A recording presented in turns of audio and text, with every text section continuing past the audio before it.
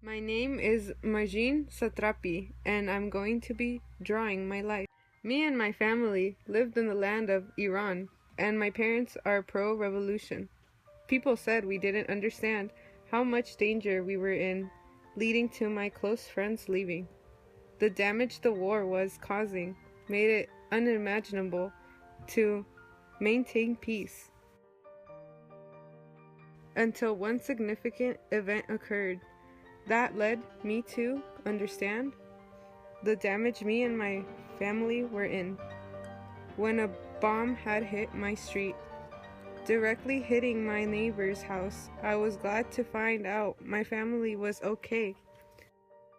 I saw a bracelet. It was my neighbor's.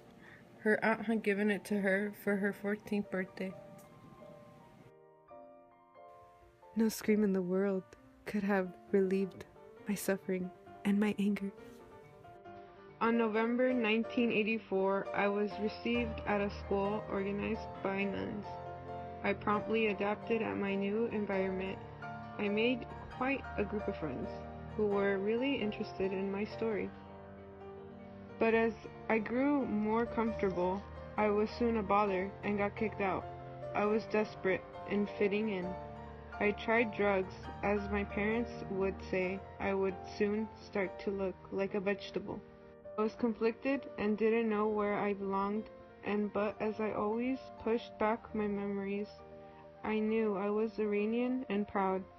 I became overwhelmed of belonging. At the same time, my current boyfriend had cheated on me. I was lost completely. I spent my first night in the street. I wanted to come back to the place I once called home. I needed to go back to Iran. As I was picked up from the airport by my family, I realized my father didn't have his Cadillac anymore. The war really did have a toll on everyone.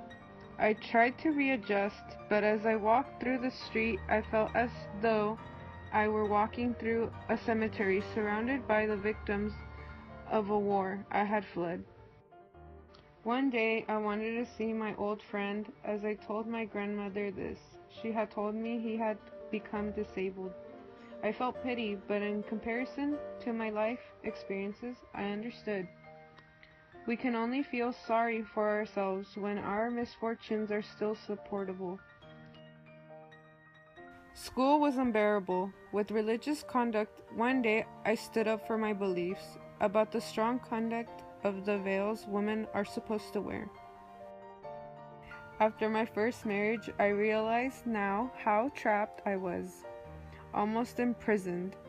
I realized I needed to leave. Leave Iran for good. My leave was bittersweet.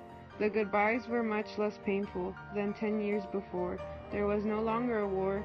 I was no longer a child. My mother didn't faint, and my grandma was there, happily.